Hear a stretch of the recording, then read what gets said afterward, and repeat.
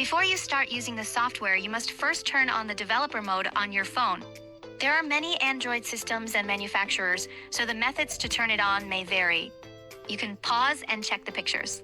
If your phone model is not covered, you can search on Google for how to enable the developer mode on your phone. First step, find the settings option on your phone. Tap on Settings, then find the device system number. Tap the system number 7 times, and you'll enter the developer mode.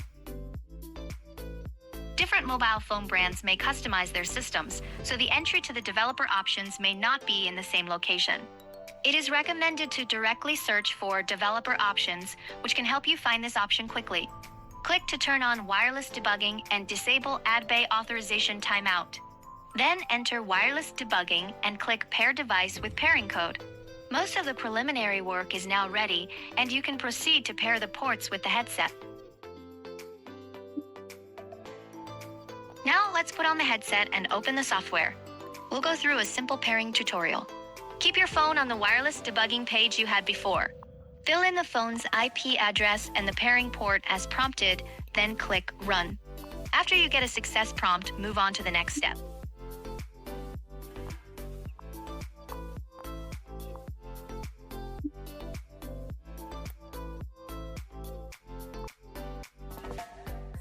Once the first step is successful, the pop-up window on your phone will close automatically.